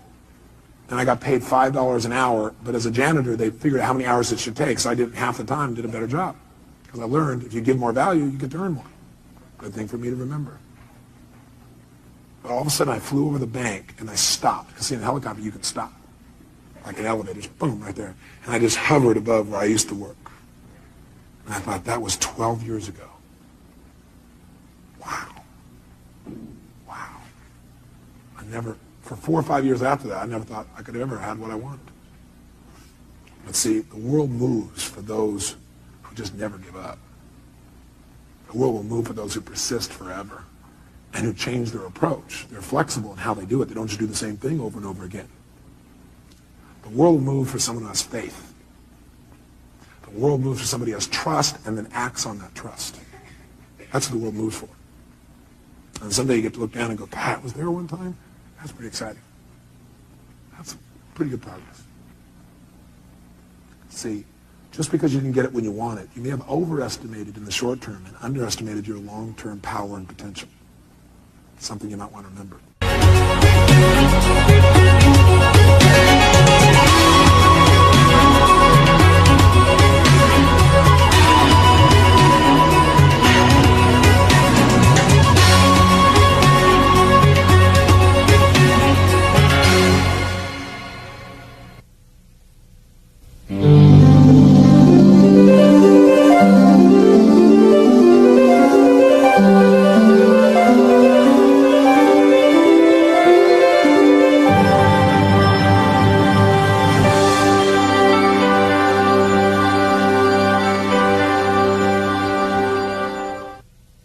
mentioned something earlier, but I want to make sure you put it in your notes. And that is the state we're in the moment. The state we're in at any moment powerfully impacts the meaning we associate to something. The state we're in the moment powerfully impacts the meaning that we associate to something or that we assign to something. So one way to change what things mean to you is just change your darn state. Is that true? I mean, if you're feeling great, do things just kind of bounce off you that normally if you're feeling upset, would you change the way you look at them probably, change the way you feel about it? You bet. So we need to really still manage our state. And we talked about that a great deal last session. I want to make sure that that's part of your life's work. Because your life's work is really learning how to live in a way where you spend most of your time enjoying yourself, very little time in pain. Most of your time in pleasure, very little pain. And living your life hopefully in a way where not only do you feel good all the time, but the people around you feel good just by being around you. That because they're around you, they feel a lot less pain and a ton of pleasure. See, that's my idea of success. Success is when you've learned to live your life in a way where you experience tons of pleasure every day and almost no pain. And simultaneously, where the way you live also causes the people around you to experience very little pain and tons of pleasure. Then you know you're really successful. Because if you feel good and nobody else does, you're a failure. Now, that doesn't mean you go around and try and make everybody feel good. Some people have an investment in feeling bad because they think feeling bad equals feeling good. Are there people that believe that, yes or no? Yes. Yeah, because they think if I feel bad, then people will notice me, or they'll love me more, or they'll help me more, or I'll get more attention, which means feeling good. People have weird crap they work inside their head about how to get to feeling good. Some people think I'm going to feel good when I make $1 billion. Some people are like, when I have this, this, and this, when I get married, have these many children, this and this, then I'll feel good. Some people have, well, I'll feel good if I feel bad, because then people will notice me and make me feel good. Or you could just like choose to feel good. Which one do you think might be a more intelligent approach? Because who's in control there? You are. You don't have to worry about the environment. By the way, when you're feeling good, it tends to make you want to feel even better. It makes you share good feelings with other people, which makes them feel good, which makes them reciprocate usually. Not always, but usually. Kind of nice. So the bottom line is we got to manage our state still. And as a reminder, as far as that's concerned, changing state means change the meaning. And the way you can do it is either by changing your what? Anybody remember from last session? Change your what? Change your what? Change your physiology. Physiology, again, means the way you move, the way you breathe, your facial expressions, your gestures. The way you use your body determines the way you feel. You got to remember that for the rest of your life. If you're not feeling the way you want to feel, the first thing you do is just change the way you're moving. Emotion is created by what? Motion. Emotion is created by motion. You have 50 muscles in your face. A slight change in any of these muscles will radically change the way you feel. Remember we did this last time, I think. What I'd like you to do right now, real quick, is create some tension in your body, some tension. Then put a big, huge smile on your face while you're doing it and notice how it feels. How many feel somewhat excited when you feel this? Let me see your hands. You know why? Excitement has tension in it. The only difference is you send a different biochemistry into your body. You fire off different biochemicals when you make a smile. Physically, it changes. You want to get depressed? What do? Drop your shoulders, look down, breathe shallow, drool. Right?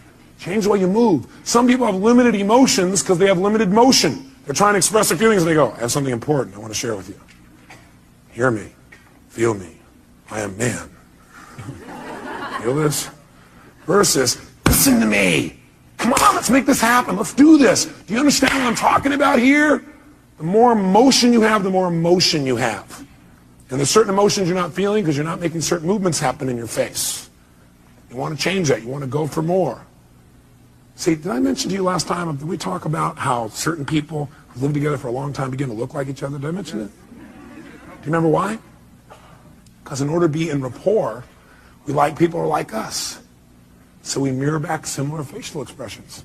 We do it enough, we literally mold our muscles to be in that way. And we use those kinds of emotions on an ongoing basis. A lot of people look like their dog. I don't have the explanation for that one. I don't know if they're mirroring in that case, right? Maybe they're trying to pick somebody like it, right? But see, the thing we got to realize is we got to control our physiology. So throughout this day, as last time, I want you to remember to live at level 10. You remember what that means?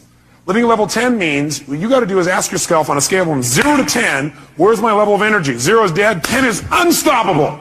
Which level is going to allow you to get more out of this weekend? Which one? 10, without a doubt. If nothing else happens from you coming to these fortune programs, but every time you get here, you demand from yourself for 4 days to live at level 10. Do you think you might develop a little stronger emotional muscle, yes or no? And pretty soon what used to be hard to do, like demanding 10, is the way you live. It's easy. It's like you can lift that weight easy, no problem. And now you go home and you live at that level. Does that impact your patience, yes or no? Does that impact each other in the office, yes or no? Does it impact your home life? Does that impact those ecstasy ideas we had about the relationship at home? Yes. See, if you're level 10 every time with your personal relationship, would that enhance it, yes or no? So how do you determine whether you're at 10 or not? You decide to go there, and the way you decide to go there is you've got to ask yourself on a regular basis, where am I? See, I found the more you measure something, the better it gets. But if you don't measure it, you're not going to do well. If you set a goal on New Year's Eve, and then you check next New Year's, you're in trouble. Because you had one correction. It was at the end of the year, and it was too late. Once a month, you got a better chance. Once a week, you can really have it. Once a day, you won't have a bad year, you won't have a bad month, the worst you have is a bad day. The more we measure, the better we get. So what we've got to do is ask ourselves, where are we on a scale from 0 to 10? Where are you right now on a scale from 0 to 10? Sit right now like you would if you're at level 10. Okay, that's clear, you weren't at 10 then, isn't it? Come on, sit the way you'd be at level 10. I mean, absolutely, totally energized, excited, having fun, being outrageous and playful. Sit the way you'd be sitting right now if you're at level 10. Come on. And oh, you're not at 10. Come on. Come on, this is not 10. Let me see 10 here. Come on, even more energy, come on. Most of you would probably have to make some noise or do something with your body to get to level 10. Come on, wake your body up. Come on, come on, come on, come on, come on. Come on, wake your body up. Come on. Come on. Come on. Now, this is level 10. Now, go to level 2. And imagine trying to learn in this pace for the next 3 days. Go back to level 10. Come on, go, go, go, go, go, go, go, go. Come on, come on, come on, come on, come on, come on, come on, come on, come on, come on. Now, I want you to commit you're not going to drop below level 8 for the rest of the weekend. Are you willing to do that? Yes or no? Yes, yes or no? Yes. Great. Now, if it's tough to stay at level 10, you want to push yourself to level 20. So just as a reminder, stand up. Remember how we do this? We put ourselves in a yes state. All remember what that means? Good. Then what I want you to do right now is take off your jacket. You have that. Not your blouse, ma'am, just the jacket. Now we're going to put ourselves in that yes state. We're going to put ourselves in that state I talked about last time. Remember I gave you a metaphor the last time we were together, a reminder. I said there's a puddle of water here in front of me, and I'm an old person. I come up to that water, what will I do? No, not just walk around it. I'll walk around it and bitch about it while I walk around it. Okay. But if I'm a kid, how do I deal with a puddle? That's right. Yes. Boom. That's the state we're going in. All those who want to do that for the weekend say aye. If you were in that state and somebody like came along and said, yeah, how do kids deal with that? They go, would that be a healthier response than going, okay. I'm looking for new ways to hiss and get this person. Would that be more healthy, yes or no? Sure, it's more playful, it's more outrageous. Next time somebody gets real bitchy, just get real bitchy back. We'll do it funny. Will that break their pattern? Yeah, you might piss them off even more. Well, at least we're moving them in some direction. So when I say now, what you're going to do is you're going to wake your body up like a little kid again. You're going to scream, wait. You're going to scream and yell and be totally outrageous like a kid. If you weren't here before, you'll catch on quick. Then, at the peak of our being totally bizarre, weird, outrageous, playful, seductive, fun, adventurous, and outrageous again, what we're going to do at the peak of that is we're going to go and we're going to clap our hands and say the word yes right at that moment. And when you clap your hands and say yes at that moment, your job is to create more energy, more excitement, more outrageousness than the moment before. We'll do it faster and faster. At the end, we'll do the woke clap. But what I want you to do is go to level 20 on this. On a scale from 0 to 10, you're going to go to level 20. You go, that's impossible. That's why we're going to do it. Because also, once you've been to level 20, level 10 feels like you're relaxing by contrast. Okay, first let's just try the word yes strongly and notice how it feels again. Ready? Yes! Say it again stronger. Yes! Oh, even stronger. Yes! One more time. Yes! Yes! That feel pretty good? Yes! Okay, good. Now, let's put it all together. Be a little kid again, be outrageous, create some energy, come on.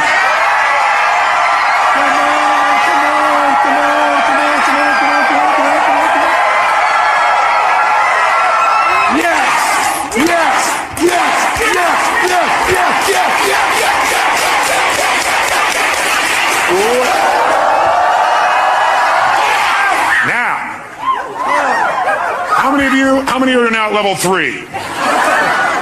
Now some of you here for the first time going, what have I gotten myself into? It's a cult! It's the yes cult.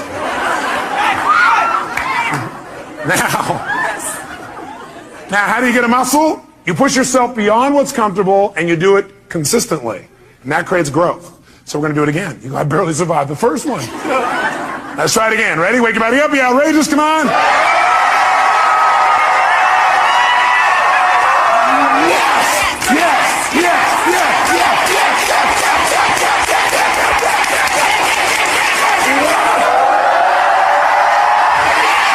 Now, in this state, if somebody had some petty upset with you, could you handle it?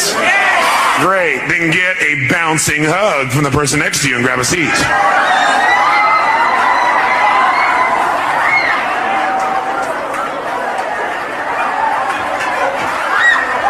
And grab a seat. All right. We said there were two ways, though, that we could change our state. One was to change our what now? Nice and loud. Or the other is to change our focus. Change the way we're representing things to ourselves. Like picturing things in our head is one way we focus. Somebody doesn't show up on time, we picture in our head, I'll see why, because they're out there messing around, because they don't care about me, because this and this and this. Another way we focus is by what we say to ourselves. We represent, oh, well, they're not doing it probably because they don't really love me. We talk to ourselves in certain ways. We get all these negative feelings. But if we change what we focus on, we change what we feel. If you think of something you're afraid of and you focus on it, will you feel it? You bet. If you wanted to feel depressed right now, how many could pull it off? No problem. How would you do it? You remember, don't you? A little reminder here. Just put yourself in a lousy physiology. Or, easily, another way you could do it, of course, mess up your biochemistry, eat in a way that drops your blood sugar through the floor. Or else could you pull it off? All you have to do is think of something that once happened that made you feel bad. Something from the past, and remember it again. That seems very intelligent, doesn't it? And feel bad about it once again. How many of you would go to a movie that was terrible over and over and over and over again? How many would think that would be real intelligent? Let me see your hands. If you, one of your friends said, yeah, I'm going to this movie, I hate it, sucks, I'm going back there again. You go, how many times have you been to this movie? About 4,000. What would you probably ask them? Why would you go back there? Well, because I have to. Would you believe them? I don't believe you either when you tell me that. But I always believed in you because I know you know better. You don't need to go to those movies anymore. They're a bunch of myths anyway, made by poor directors. Lousy writers, lousy producers. You're a better producer, director, and writer now. You're probably even a better actor or actress. So why not create it the way you want it instead of seeing the same old movies over and over again? Most producers I know don't sit and watch their worst movies over and over and over again and feel bad about them again. What most of them do is they go, that was part of my learning experience. Time to move on. How else could you feel bad, by the way? You could do it currently, couldn't you? All you have to do is think of something you think you've lost that maybe hasn't even happened.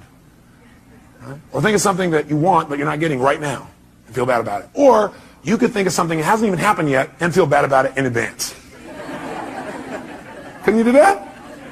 Like, oh my God, and focus on, what if this happens? Oh God, feels terrible, oh gosh. Remember, a coward dies 1,000 deaths. A courageous man or woman only once. Because a coward runs it through their head about 8 million times and feels like they're dying 8 billion times. If you have any faith, any courage, then if it really ever does happen, you'll just deal with it once. You feel the pain only one time instead of stacked over and over and over and over again. If you want to feel good, could you do that? Sure. Would a producer go back to some of their best movies and see them again, do you think? Yes or no? Would they even share some of those movies with their friends? You know what some people do? Some people actually take the worst movies of the past and go share them with their friends, their worst movies. Tell them all about all the gory details of it. And the friend goes, yeah, that's really great. Yeah. But see, a real great producer director shows them their current films, shows them some examples of films that are about to come called previews. Previews are rather exciting usually. Or they show them the best films of their past and share those with them so that people get to enjoy more of their life. Maybe even learn something. Who knows? But you could remember something that once happened that was great, feel good about it. You could think of something right now that you could feel great about, or you could think of something that hasn't even happened yet and feel good about it in advance. What determines what you focus on, though, is one thing: the questions you ask yourself. The questions you ask yourself determine what you focus on in that moment. What questions you ask are usually controlled by your beliefs. Because you could ask any question, but unless you do it consciously, you'll just ask the same questions that are in alignment with your old beliefs, your old BS, belief systems. So the bottom line is we've got to ask better questions. And I will tell you the question I want you to learn to ask the next time you get upset with someone, this is the first question I would ask myself if I were you. What else could this mean? What else could this mean? I will know a person is intelligent when I say this and this happened, I started to get upset, then I thought to myself, well, what else could this mean? You know, maybe it doesn't mean what I think it means. Maybe they weren't really being harsh. Maybe what it means is they're stressed. Maybe what I'm hearing from this person about what they said about me is not true. Maybe what it really is a distortion. Not that they mean to distort, but it's a distortion. Maybe what I've heard this person said about me is a deletion. Maybe this person is generalizing. Maybe this person heard it through somebody else. Maybe that person misinterpreted what I said. Maybe this whole thing isn't accurate. Maybe it's accurate, but they're stressed. Maybe I'm just stressed right now. Maybe what this really means is I'm stressed and I need to get more resourceful and be more loving. And I can handle this. Maybe what this means is it's a chance for me to go to the next level. What else could this mean? You're only upset when you've decided on a meaning that creates an upset. So if you're feeling upset, what else could this mean? Because again, how many of you have ever thought something meant something and been upset about it later on found you were wrong? How many have done this? So wouldn't it be smart as a first step to always ask, what else could this mean? And search for other possibilities. See, with my friends, I always do this. If I care about somebody, I always do this. And what I've learned to do is even with people I didn't so much care about or didn't even know. What else could this mean? See, that makes your whole life open up and expand. See, once you think you know what everything means, you're in deep trouble. Because when you're a kid, you know what happened? You used to have this big giant doorway. But then you became an adult, and you noticed the door. And you started to say, I know how this door works. And you close it a little bit. You said, I know how the world is, and you closed it more. I know the world is, and pretty soon, now you know how the world is. You absolutely know how the world was. See, when you're a kid, you didn't know how the world was. It was just amazing how big the world was. It was amazing how much wonder there was in the world. How much you could learn, how much you could grow, how stimulated you were. You were stimulated by all kinds of things because you didn't know for sure what everything was. You're always curious about what things were. But as an adult, you now know what everything is. And if it doesn't fit in there, it's wrong. We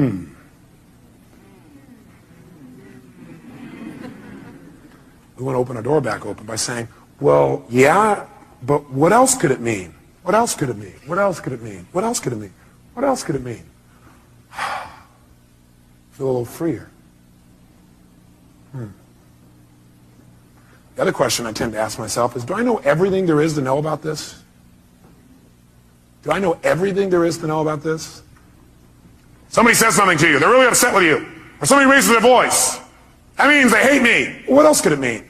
Well, it could mean they're stressed. Could mean they don't understand. Could mean they don't even realize they're yelling. Could mean that they need some support. Could mean what I know it means. It's a cry for help. Could mean that I'm oversensitive right now. Could mean that I react to voice tonality instead of real feelings. Could mean nothing. Could just be something that came and went. Do I know everything there is to know about this? No, I don't know everything there is to know about this. I mean, there's all kinds of things that could be going on. I don't know. Opens your world again. We're going to teach you to do this in a format that makes sense.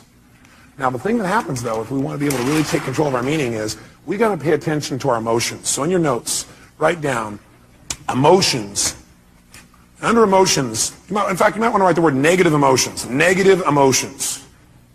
Negative emotions. And then as soon as you write it down, cross it out. The word negative, anyway. What are some of your negative emotions? Tell me what they are. Fear, what else? Pardon me? Hate, what else? Anger, what else? Guilt, what else? Worry, what else? Upset, guilt, what else? Frustration. I got a question for you. Are they really negative? I'm here to tell you there's no way they're negative. Every emotion you've ever had in your life serves a purpose. The reason it's negative is you've been calling it negative instead of getting the message it's been trying to give you. Every emotion you have, including those you think of as negative, those ones you call negative emotions, I call them emotional messages. I also call them calls to action. All those negative emotions, as you used to label them, are really a call to action. Fear is a call to action. By the way, do you feel that call to action in your body when you're afraid? Yes or no? Does your adrenaline start pumping? Your whole system start gearing up? Emotions are a call to action. And the call to action says one of two things has to happen in that call to action. It's a message. Every emotion is a message. A call to action. And the action and the message it's trying to give you is that you need to change either, number one, your perception of this, or number two, your current actions.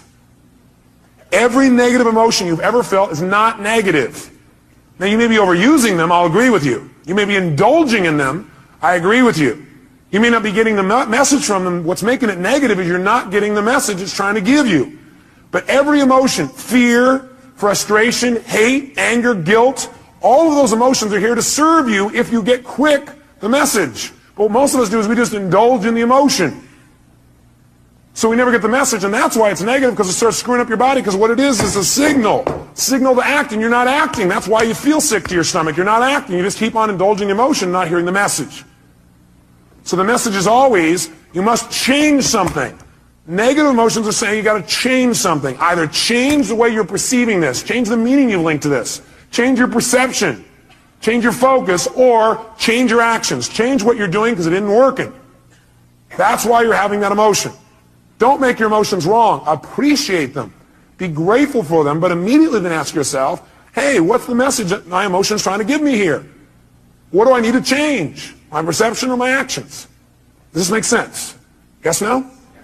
So then, how do we make use of it? Well, first of all, notice this. How do most of us deal with our emotions? Well, most of us deal with our emotions by suppressing them. In fact, before you write that down, actually, I put over here 4 ways to deal with emotions. 4 ways to deal with emotions. I think the number one way most people deal with their emotions is they try to avoid them. By the way, how effective is that? No. You might do it for a moment or two, but most people, they just try to avoid feeling. Isn't that true? People who don't like to feel negative feelings are so afraid of negative feelings, they try not to feel any feelings. Now, if you don't feel any feelings, you really are going to have some pain. Because that's what life is for. Part of the juice of life is expressing and feeling. But sometimes people have had so much pain, they say, I don't want to feel anything. It never works, because eventually it comes out anyway. And then you feel bad about never having felt bad. You feel bad about the fact you didn't feel good. You have a sense of loss because you didn't feel things. Second way people try and deal with their emotions is they endure them. They're going to grunt it out. I'm going to endure these. I'm going to make it through this. I'll hang on to this. And again, this doesn't work. Now, they may try and disassociate after a while here again, or they may try and suppress the emotion. I'll just endure it. I'll just keep pushing it down, and I'll make it through it. I'll just endure it. That doesn't make it better either. Third way, what some people do, I don't know if you've ever seen this happen. I'm sure you've never done this. People compete to see who feels the worst. Some people do is they keep track of their emotions so they can share them with other people and compete. So somebody says, oh man, I feel like hell. Oh, you feel like hell. Let me tell you how I feel. You think you got a problem. Let me tell you my problem. You think you got the biggest problem. Check out my problem. It stands out to here. And people sit there and try and argue about who's got the worst problem. Right? Or the fourth thing that I don't have up there that I'd say, the fourth thing that people do is try and share their pain. Share their problem. They think, oh, I can get rid of my emotion by sharing it with others. So they try and get other people to feel bad too. That way we'll be friends. We can share in the pain together. We must love each other. Are these very intelligent ways to deal with your emotions, yes or no? No, you don't want to avoid them. You don't want to endure them. You don't want to compete for who's got the biggest and worst emotion. Try and make yours worse than somebody else's. You don't want to share them. Make them feel bad too. What a friend you are. Instead, what you want to do is step 5. Learn from them and utilize them. You want to learn from them and utilize them. Now, in order to learn from them and utilize them, in order to change an emotion, we have to change what something what's to us. Starts with an M. We have to change what something what? Means to us. When we change what something means, we transform our emotion. We have a transformation. Does that make sense? In other words, if I'm feeling really upset about something, I'm angry, angry, angry. Do I have to communicate that to get off my anger? No, not necessarily. I'm angry because of the meaning I linked up. What if I change what it means in my head and I realize, hey, that's not what it means? Then will I feel angry, yes or no? Yes or no? If I'm really angry about something, I'm angry because of what I've linked up to it. I'm saying, well, I'm angry because they did that and that means this. But if I really analyze it and I look at it for a while and I go, God, that's a bunch of crap. It doesn't really mean that. Then I transform my feeling. Do I now have to go to that person and say, what you did made me angry? Yes or no? Yes or no? No, because I don't have that feeling. I truly don't have it. I'm not suppressing it. I transformed it. Suppression, however, is when you keep the same meaning. That you keep the same meaning. You're upset about something and you keep the same meaning. You don't change the meaning. All you try and do is stuff the emotion. You try to pretend it's not there. That's suppression. So if you keep the same negative emotion, you don't change how you feel about it. You just try and pretend it's not there. That's suppression, and that's when you get in trouble. So our goal is not just to take things and not suppress them and just express whatever we feel, Because if you just go express whatever you feel and you don't think it out, are you going to always communicate well? Yes or no? No, in fact, you may say things later on you'll regret in the heat of the moment because you were in state. So what you first want to do is see if you can transform it, honestly and sincerely. And if you can't, then your goal is to get someone to help you to transform it. Go to the source and get the source to help you to transform this. So you know what? I felt this way about this. I made up this bizarre meaning. I know it's not true because I know who you really are. But this is like a crap I did in my head. Can you help me? I need to change this. Can you give me some more information or some feedback or help me to clarify this thing? Because I kind of screwed this up in my brain because I know that's not what you meant. But that's what I did inside my head. Can you help me out? Is that different than, you know something? The other day when you did this, I felt this, which, by the way, implies what they did made you feel something. Is that true? Yes or no? Does anybody do anything and make you feel something? Yes or no? Yes or no? Absolutely not. Absolutely not. Now, you have a right to feel the way you feel, but that isn't true that it's actually what made you feel that way. You chose to make yourself feel that way. You communicated that to yourself. So instead of saying, when you did this, that made me feel this, that's implying that somebody made you do something, and that takes responsibility away from the one person who can change your life, meaning you. So I request in the future this. Nothing wrong with any of that. What we want to do is enhance it. The way we want to enhance it is come from the place of, I'm communicating because I want to transform something, and I'm responsible, not them. You know, I need your help.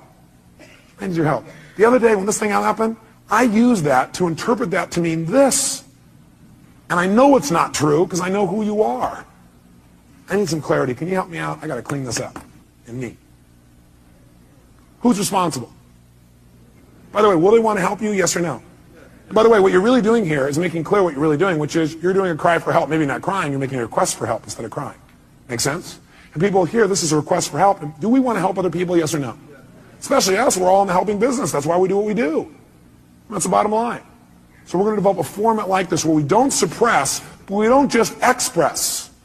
Because you know what happens? If you just go out there and whatever you feel you express, what you really do is you vent. And then you make it right. Or you demand. See, venting and demanding does not make communication better in the long term. How many would agree with me on this? Okay? We want to go to a different level. We want to transform our communication. We want to transform what things mean to us. Now, here's what I want to be able to have you do. I want you to be able to take the emotions that you're experiencing and be able to deal with them quickly. So I want to give you 6 steps to changing or dealing with, not dealing with, but I guess utilizing is the right word. 6 steps to utilizing any emotions you feel that you used to call negative, which now I call emotional messages, or calls to what? Calls to action. Whenever you're feeling a negative emotion, which we're now going to call emotional messages, it's a call to action, and it's saying you need to change something. What do you need to change? 1 of 2 things. Repeat back. What are they? Change either number 1, your what? No, well, you would change your physiology, but if you are getting feedback right now, you're getting a negative emotion, that negative emotion is a message. It's saying you got to change either your perception or your actions. And your actions could be the way you're using your body or your focus or whatever. Change your perception or your actions. Now here's what happens when you get a negative emotion or now an emotional message. Number 1, you want to identify what the emotion is. So you're starting to feel negative things. You want to identify what is the emotion. Now when you identify the emotion, what the emotion is, like you're really upset. Ask yourself, well, what am I really feeling? Underneath this, you might write down the question, what am I really feeling? What am I really feeling?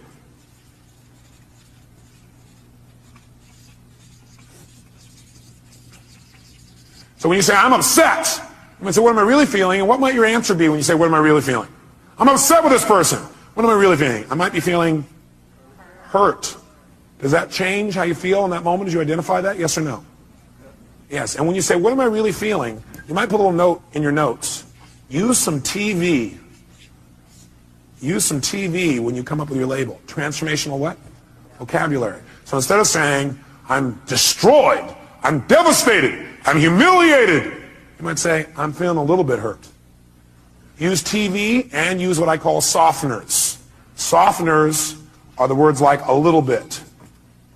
So softeners and TV. Here's the second key. Once you've identified what it is, and by the way, usually it's going to be, I have a sense of hurt or a sense of loss. Almost all emotions will probably come down to that in most cases. Is that true? In most cases, not all. Second thing you do, acknowledge and appreciate the message it has for you. Don't deny your emotions. Don't avoid your emotions. Don't suppress your emotions. Don't make them wrong. Don't share them. Start by identifying what they really are and then acknowledge and appreciate the message it has for you. In other words, acknowledge, hey, this is a real emotion. I'm glad I'm having it. It's going to have a great message for me. Then go to step 3. Get incredibly curious. Get incredibly curious as to what it has to offer you, as to what the message is. Get incredibly curious as to what the message is. Underneath this one, number 3, as you get incredibly curious as to what the message is, write down the question. What is the real message this emotion is giving me? What is the real message this emotion is trying to give me? What is the real message this emotion is trying to give me? And I'll offer you some ways to do this. Let's do all 6 though so you know where we're going. Step 4. Okay, the question on 3, some of you are still there. Question number 3 is, what is the message this emotion is trying to give me? What's the real message? Number 4, get yourself to feel reassured that you can deal with this emotion. Get yourself to feel reassured that you can deal with this emotion. See, a lot of times the stress is, oh my God, how am I going to deal with this? So get yourself reassured you can deal with emotion. And the way you do that is, remember a time when you've dealt with this emotion successfully in the past. Remember a time when you've dealt with this emotion successfully in the past. So if all of a sudden you start to feel depressed, that's a pretty negative feeling. I, first of all, wouldn't call it depression. I'd say a little bit down. But the first thing you do is you go, okay, I'm feeling this terrible feeling. I start to feel depressed. Well, what am I really feeling? Well, I'm really just feeling a little bit down. Okay, great. You know what? That's great. I appreciate it. That's a message. I need to get curious. What is that message? What's the message this thing's trying to give me?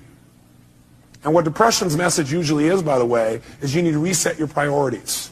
That you don't feel like you're in control. That you got too many things going at once. You feel out of control when you're depressed. So what you have to do is set some priorities and go do the first one on your list. That's what the message is telling you. You feel out of control. The way to get in control, reset your priorities and go do one thing and complete it. The minute you do, your self-esteem will go right back up. So that's the message. So what's the message it's offering me? And by the way, I'm going to teach you the 9 most powerful emotions that you probably experience, what their messages are. So you won't have to wonder about this. You'll know what they are. Step 4, get yourself to feel reassured by remembering times when you dealt with this in the past. Have you ever felt a little bit down before, or what you used to call depressed? How many have ever felt that way in the past? Let me see your hands. How many have dealt with it? Let me see your hands. Great. If you remember that, 2 things happen. You're going to feel reassured you can deal with it, plus you're going to remember how you did it, which means you can use what you did in the past to change it right now. Why wait? Most of us forget the best parts of our past, which is how we dealt with things and turned them around. We just remember the negative feelings. That's kind of weird. Maybe we need to manage our memories better. Remember the things that have resources for us and forget the things that don't. Number 5, get certain. Get certain that you can handle anything like this in the future. Get certain. Not only can you deal with the emotion you have right now, but what you should do is use this as an opportunity to be certain for yourself. Get yourself certain. If it ever happens in the future, I'll handle this emotion quicker and easier. Get certain that you can handle anything like this in the future by rehearsing yourself dealing with it in the future. In other words, think of a time in the future where this depression could have come up and see yourself, feel yourself rehearsing again. Use this as a tool of empowerment. So you remember a time when you were depressed before, you were a little bit down, you turned it around. It took you a while, but you turned it around. You remember what you did. Oh, I dealt with this before, I can deal with it again.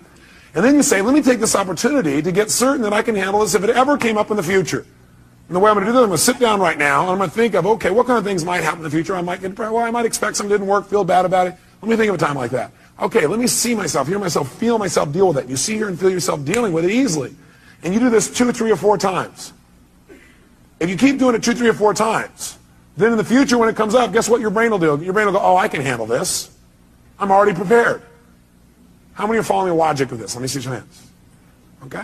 So get certain you can deal with it in the future by rehearsing. And by the way, remember this. You might want to put this in your notes. Your brain cannot tell the difference between something you vividly imagine and something you actually experience.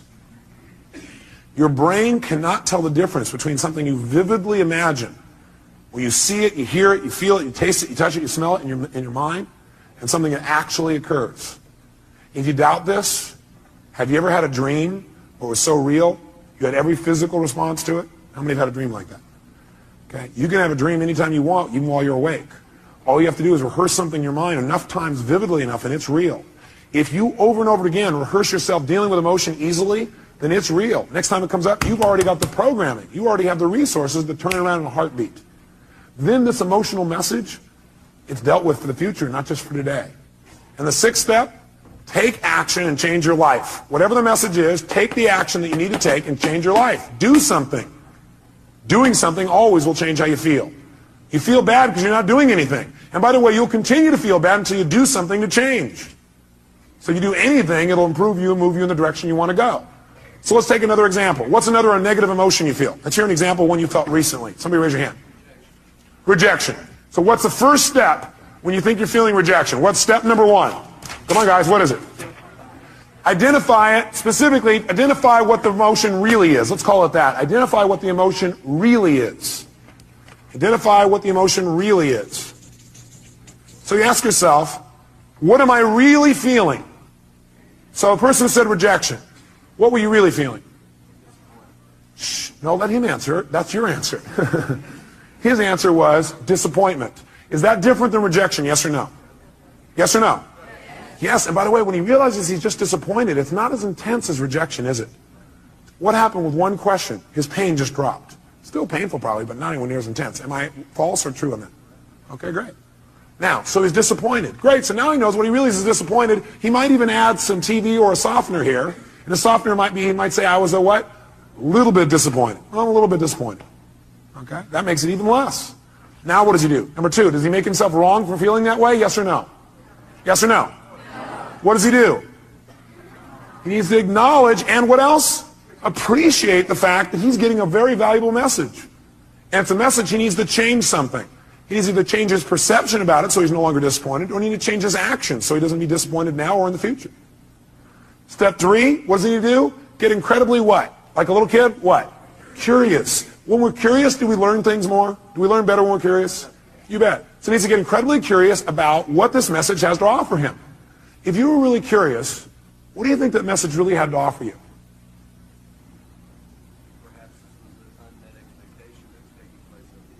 Perhaps this was just an unmet expectation that was taking place up here and it wasn't even reality. What's happening to his level of emotional intensity right now? How many see that it's dropping? Can you see that? Okay, it's dropping right now. You go, great. Can you remember a time? Next step is get himself what? What? Great. And the way to do that is get him to what? Remember a time when he's dealt with it. Have you ever been disappointed before and dealt with it?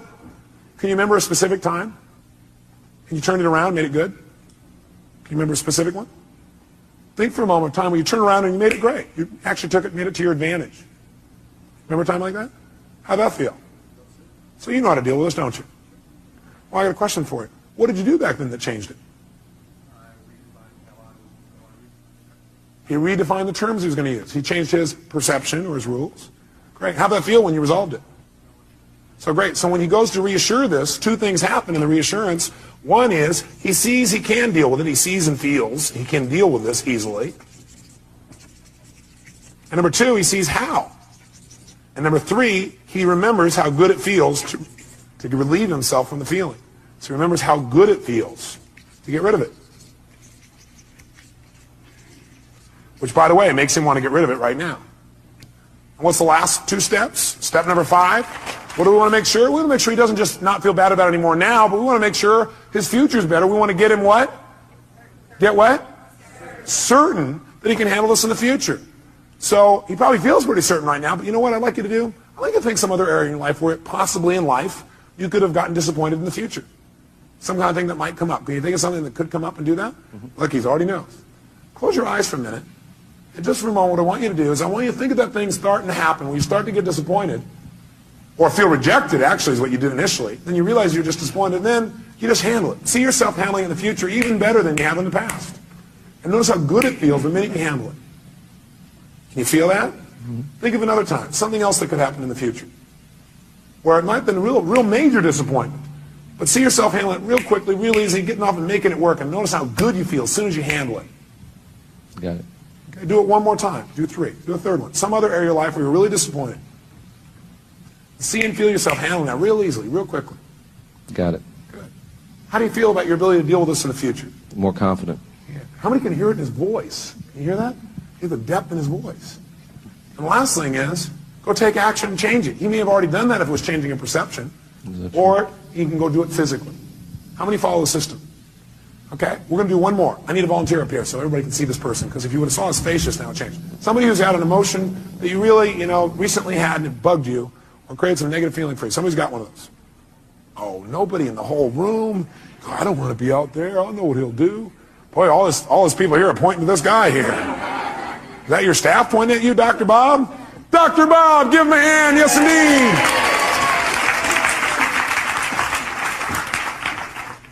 Great. Here you go, sir. He's going to reward you guys for this later. He probably will, actually. That's right. Dr. Bob, what's a negative message, a negative feeling that you've had recently that you'd like to change, you really are committed to changing, but it's been bugging you? Disappointment and rejection. Disappointment and rejection. Well, it seems a lot of that's going around. Must be catching. It's the rejection virus. People are spreading it. Okay, well, which one would you like to deal with? Or are they tied together? Well, actually, it's probably... What question did he just ask? For him to say, actually, it's, he's already done step one. What's the question he just asked? For him to already say, actually, it's, what did he ask? He first of all started to identify what the feeling really was, didn't he? And the question he asked is, what am I really what? Feeling. What are you really feeling? Anger. Anger. What's that really? Well, what that really is I was angry because I felt rejected. Okay. And I was really disappointed about what happened, the circumstance.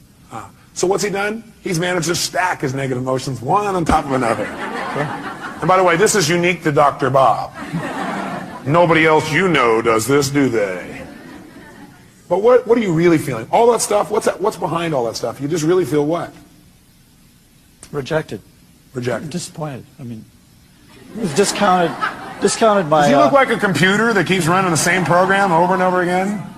He's a reject, disappointed. He's running right back through the thing. Do you feel hurt? Yes, yeah. Do you feel rejected or do you feel hurt? I feel hurt.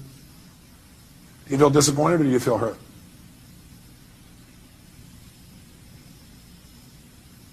Or do you feel a sense of loss? A sense of loss. Do you feel rejected or do you feel a sense of loss? Sense of loss. Do you feel angry or do you feel a sense of loss? Sense of loss. Do you feel hurt or do you feel a sense of loss? Loss. What does it always come down to? Loss. Now, we can call it whatever we want. Okay? So he's identified it. So, next question is, what do we want him to do? Should he feel bad about having those feelings, yes or no? No, you know what? These are valuable messages that are coming to you. They really, truly are. But what you should feel bad about is indulging in them and not using them. Not learning. You want to feel bad if you don't learn anything. Then feel bad. And then get tired of feeling bad and just decide to learn something.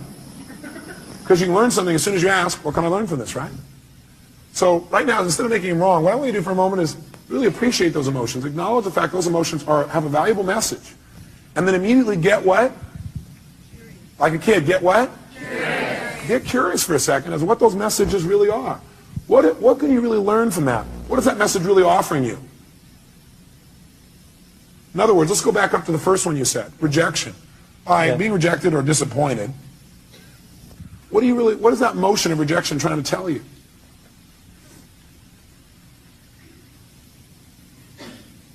The relationship's important. Love's important. It's telling him that relationship's important, that love is really important to him. Is that a valuable message? Yeah. What was that disappointed in telling you? What was the message it was trying to tell you?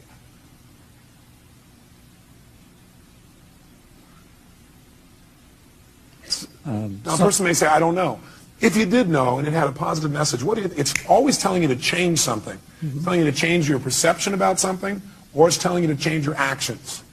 So what is that emotion of disappointment telling you? To change what? What do you need to change? How I love. How he loves. Very interesting. In what way do you need to change how you love? How it's communicated, or shown. How it's communicated and shown. How do you need to communicate and show your love more effectively?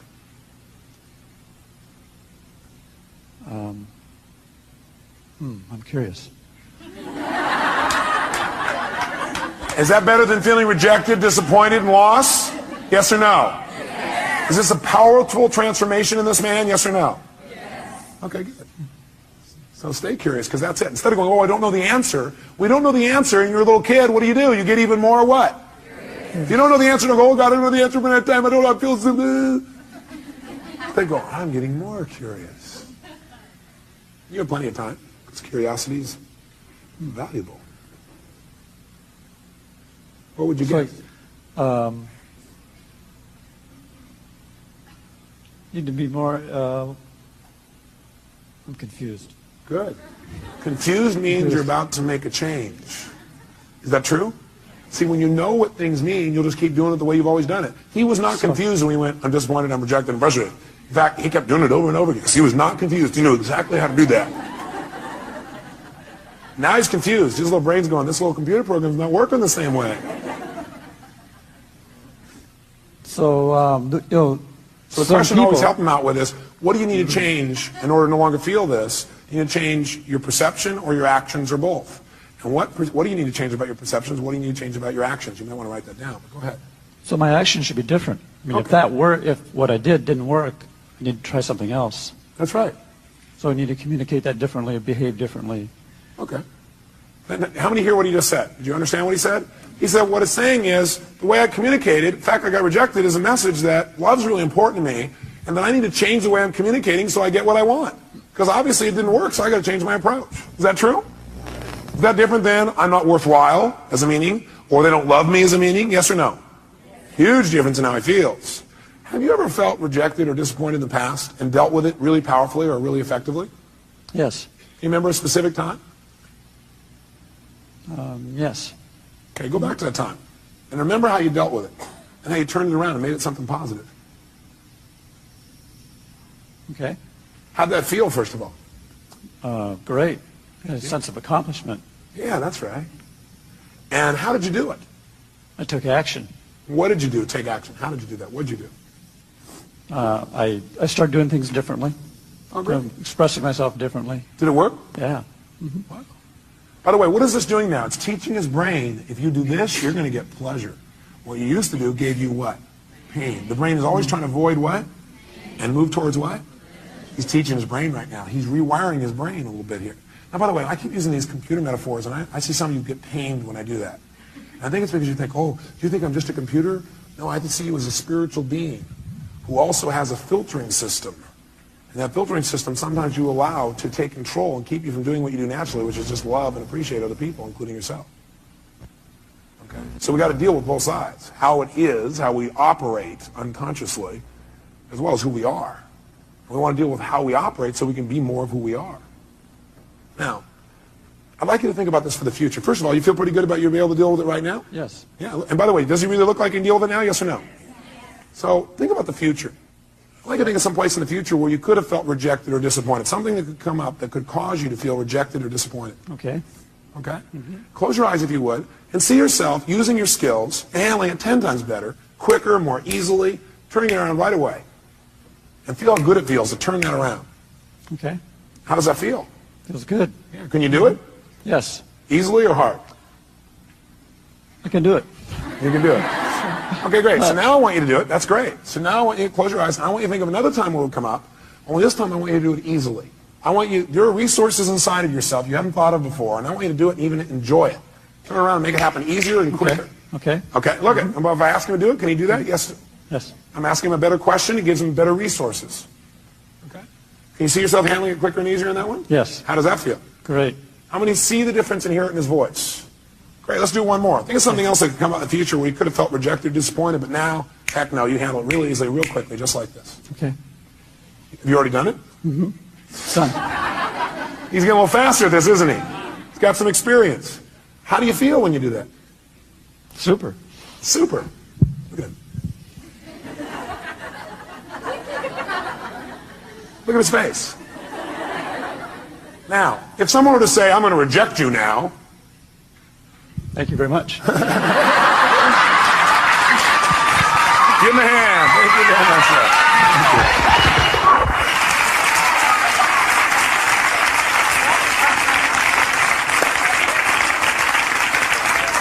So, I want you to try this. Let me help you another step. Would it be useful instead of you seeing, well, none of you are inside here trying to search around going, what does this emotion mean? I don't know what it means. Let me give you 9 emotions and what they usually mean. Okay, would that be helpful? Great. Sit up in your chair with some energy then. Put yourself in a peak state. And let's take a look at what 9 of these emotions, or 8 or 7, or whatever I put up here are. Number 1, fear. So if you're feeling fear, what does that mean usually? What's the message? The message always is that you need to change something. Is that true? Yes or no? So every negative emotion means I've got to what? I've got to what? Change something. Either my perception or what I'm doing. Fear means that you got to prepare for something. You're afraid because your brain's saying message is prepare. Change what you're doing and get more prepared. Prepare for something that's going to happen so you're better prepared for it physically. Now sometimes we just indulge in the emotion and we stay in the fear and we really are prepared. For example, let's say you're going to get up to speak in front of a group and you're prepared but you still have fear. It's because you got the message, you did the work, but you didn't shut the emotion off and say, you know, I am prepared. No reason to be afraid anymore. I'm ready. I'm ready. You never told your brain, it's okay, you don't have to give me the message anymore, I've done my work. Okay? So it's saying you need to prepare for something. Maybe it's a physical challenge. Maybe it's preparing for some loss that may be coming up. Something's about to come up, you need to be prepared for it. Okay, just get prepared. But once you get prepared, get off it. Let your brain know, okay, I am prepared, move on. Focus on what you want now. What's hurt? Hurt usually is telling you an expectation you had has not been met. Just telling you, hey, you have this expectation, it's not met. So what should you do when you have an expectation that's not met? You should focus on what you do want now. Write down your notes. Focus on what you do want now. Don't keep focusing on why you're disappointed, or how somebody disappointed you, or how you feel so hurt by them. Okay? An expectation wasn't met, and you need to change your approach. Focus on it. Or it means you need to change your communication. Hurt means you expected someone to treat you a certain way, and they didn't treat you that way. So you need to change your communication. You need to come to them and say, you know, I need your help. You know, when you communicate that way, in the past, I've interpreted that to mean you didn't care. I know you care because I know how much you love me and I love you. But, you know, could you help me out this way? What does it really mean to you when you do that? And then listen. Say, you know, in the future, I really appreciate it if you do it this way instead. Would that work for you? Would you be willing to do that? Okay, great. Fantastic. It's a message that says you got to communicate your needs better if you're feeling hurt. Hurt means I need to communicate my needs better. Or hurt also means I need to meet someone else's needs. So you feel hurt because you didn't meet their needs. That's why they didn't meet yours. Either you're not meeting their needs or you're not communicating how to have your needs be met. Or you have an expectation, you need to move on. This is not going to work out, so focus on what will. Third, anger. Anger is a message that says you have a major rule that's been violated. When you're angry, you have a rule that's been violated. We all have rules about how things must be and how they should be. And boy, some rules, if somebody violates some of our rules, man, we really get angry, don't we? By the way, you may also be angry because you violated your own rules. Is that true? Yeah, you're not doing what you believe you must do, and you get angry with yourself. And sometimes we get angry with ourselves, we spread that out towards somebody else, find somebody to lay blame on. 4, frustration. Frustration is a message that what you're doing isn't working, and that you need to what? Change. If you're frustrated, it means you still can succeed, but you got to change. You're frustrated, it says, God, something's here and you know you could succeed and you're frustrated because what you're doing isn't working. Change and you can still get what you want. Flex. Disappointment. Disappointment's a message, again, that you expected something to happen, it's not going to. So immediately focus on what you want now. Focus on what you want now. It's a message that you have to get off it. You need to let go of something and move on and focus on what you want now. Guilt.